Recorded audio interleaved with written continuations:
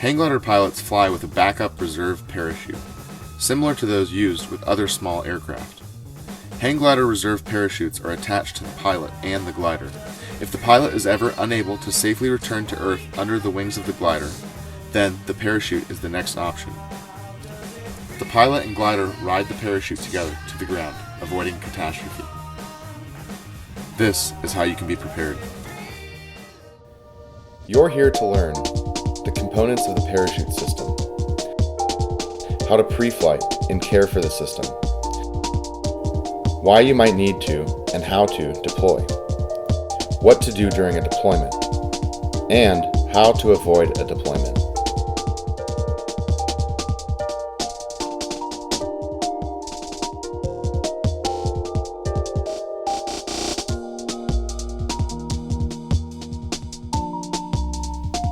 Some hang gliding reserve parachutes used to be rocket deployed, but that didn't end up so well for a few pilots.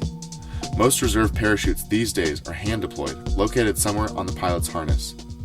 They attach to the main carabiner that also attaches the pilot to the glider. Modern hang gliding reserve parachutes are of the PDA or pull-down apex variety. It is a round parachute with a hole in the top, or the apex, that is pulled down by inner lines attached around the hole. The PDA design helps give the parachute a smaller pack volume while at the same time delivering a safe rate of descent. These parachutes don't come out all at once, they come out in stages. This is called the stage deployment system, or stage deployment. The deployment bag is removed by the pilot from the parachute container, thrown, which pulls out the bridle. Once the deployment bag reaches the end of the bridle, the parachute lines are next. They are yanked out in sections as the rubber bands holding them come off. As the lines deploy, the round canopy of the parachute is inflated and the parachute is deployed. This is important because it allows the parachute to be well clear of the glider before it opens, giving it a better chance of deploying. The pilot and glider ride the parachute together to the ground, avoiding catastrophe.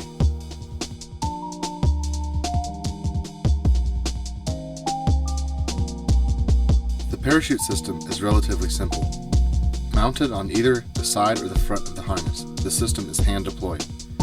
This one is a front-mounted parachute. We'll start at the hook knife. Every harness should be equipped with a hook knife. You should have a pocket for holding the hook knife on your harness. Make sure the hook knife is attached to the harness with a bungee leash that reaches as far as your arms can reach but no further. The handle protruding from the parachute container is the deployment handle. It is directly attached to the deployment bag, which contains the parachute. The container is held closed with 2 sets of parachute pins and bungees.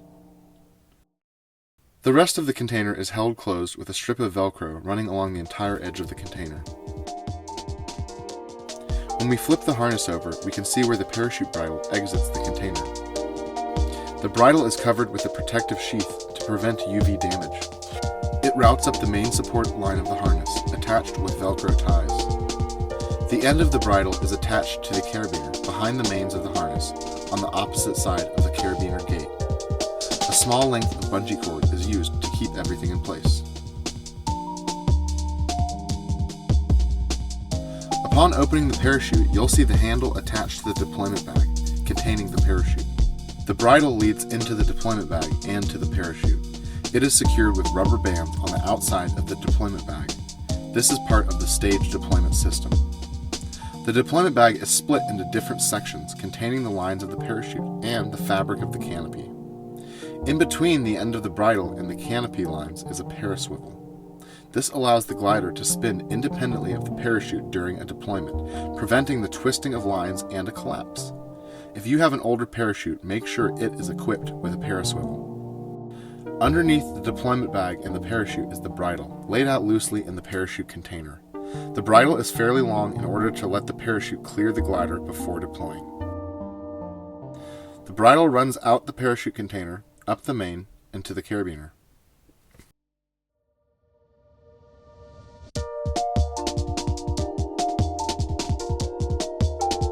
To pre-flight your parachute before flying, lay it on the ground and inspect everything before putting the harness on. Check for wear or anything loose so you can fix it at that time. Before putting on the harness, you can do what's called a knee test. Put your knee in the back of the parachute container where your body would be pushing if you were laying in the harness. Grab the harness and pull back onto your knee, simulating the push of your body in the harness against the parachute. If the parachute has been recently repacked, it will tend to be thicker and more full of air. If any of the Velcro releases when you do the knee test, just reattach the Velcro, making sure it is secure. Most of the parachute pre-flight check should be done while in the harness, as close to launching as possible. Many pilots prefer to do it right before launching, during the hang check. Start at the handle. Make sure it is free and available. The pins should be in all the way and smooth, not rusty or abrased. Swing forward and make sure the handle will clear your base tube, and nothing mounted on your base tube will catch on the handle. Next, feel the Velcro holding the container closed. Run your fingers along the entire length of the Velcro, feeling for any spots that need to be resecured. Then, find where the bridle exits the parachute container.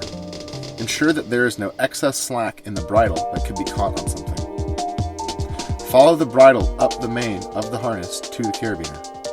Check to see that the bridle is indeed attached to the carabiner and that it is opposite the mains of the harness and carabiner gate. Now your parachute is secure and you're ready to launch. After flying, be sure to always store your harness in its protective bag, which will protect it from abrasion and UV damage. Always store your harness in a cool, dry area as much as possible, and always minimize its contact with the sun, which degrades material strength and integrity. Don't sit on your parachute or harness, load lots of things on top of it, or compress it any more than you need to. Beware of extreme hot or cold temperatures, as they will degrade the integrity of the rubber bands holding the lines and bridle in the parachute. Remember, the rubber bands are crucial to the stage deployment action of the parachute. Keep your harness away from chemicals, solvents, and anything harsh. Do not use harsh chemicals or solvents to clean your equipment. And always, be on the eye out for our furry friends that love to pee on things. Make sure you check wear spots on your harness often, including where the bridle exits the container and rubs on the Velcro, and where the bridle attaches to and rubs on the carabiner.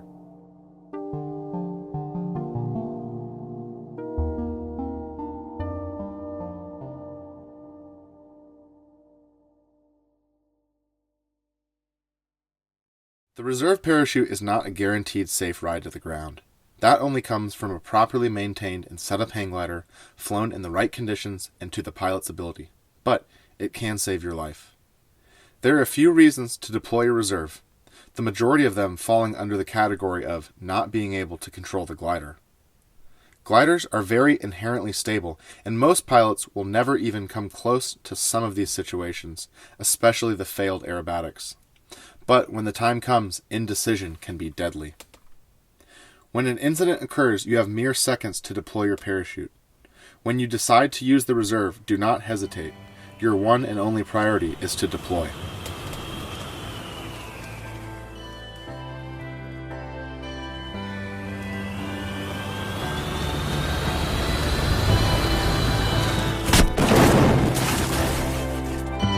Only by being prepared with the proper equipment and training can you gain the benefits of this backup system. Here we see some real examples of parachutes being deployed, intentional and not.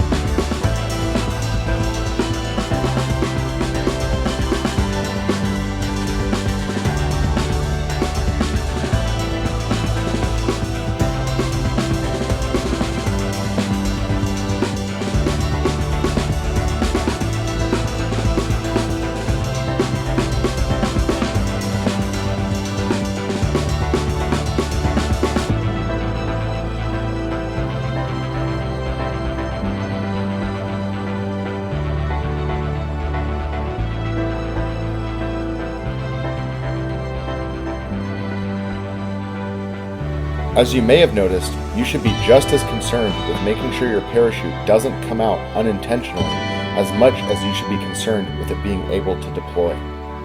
Accidental deployments do happen.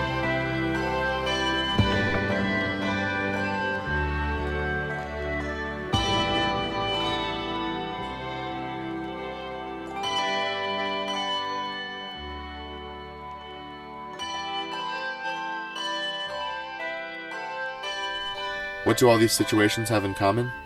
They're very preventable.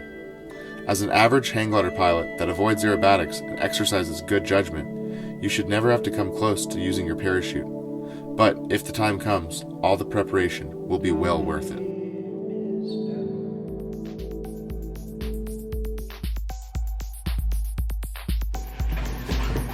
Go. Up.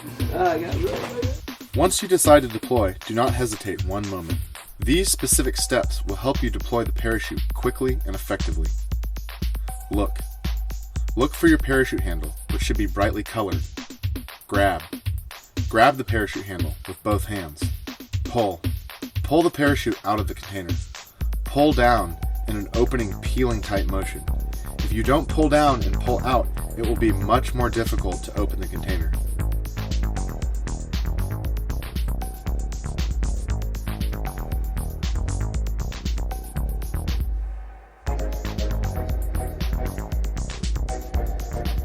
Look. Look for clear air. You want to give the parachute the best shot at making it past the glider. Look for your best shot and throw. Throw the parachute. Don't wind up, just throw it quickly and hard. If you are spinning, try to throw the parachute in the direction of the spin. Pull. If your parachute is up to date and properly maintained, it should come out with no problem. There may be a situation in which the parachute is out but not inflating. Be ready to pull on the bridle leading to the canopy to help the parachute inflate. If it does not come out, you can continue pulling it all the way back in and throw it again. When pulling the bridle back, do not wrap it around your hand or arm. Repeat if necessary.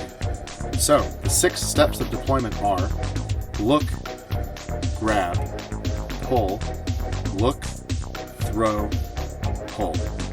Repeat if necessary.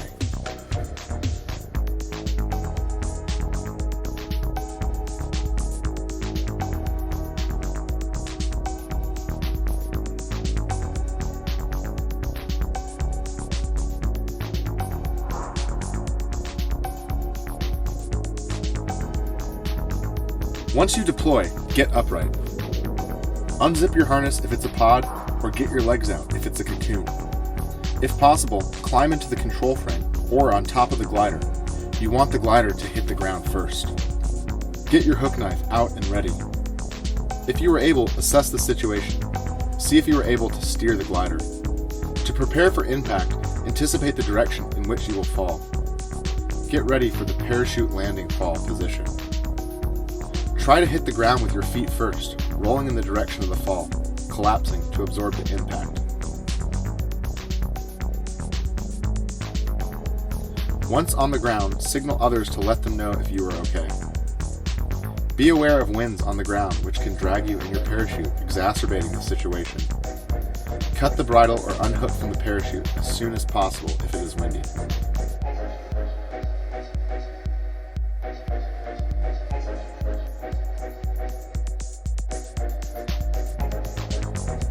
As we said before, the vast majority of parachute deployment situations are preventable. Most of them stem from failed aerobatics, pushing the glider past its recommended limits. Aerobatics are not recommended by the glider manufacturers. The gliders are not rated or designed for such extreme maneuvers, so aerobatics are best avoided, which is easy. You can stay well within the recommended limits of the glider and still feel the thrill of swooping and G-forces. Another reason gliders fail is improper setup and improper pre-flight. In other words, pilot error of the mechanical variety. Hang gliders are very strong and stable aircraft. It's your duty to set up pre-flight and ensure the glider is properly put together. Choosing the weather we fly in is also a big factor in prevention. Mid-air collisions can be a reason to deploy. These are nearly always preventable.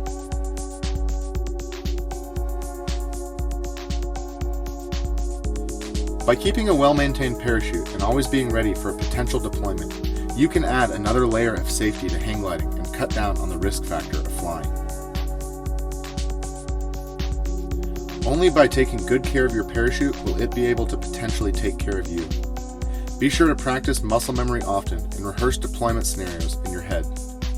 And remember, never practice deploying your parachute while in the air. You can practice locating and grabbing the handle mid-flight, but be sure that you never deploy your parachute. The essence of being a pilot, making good decisions, is where it all stems from.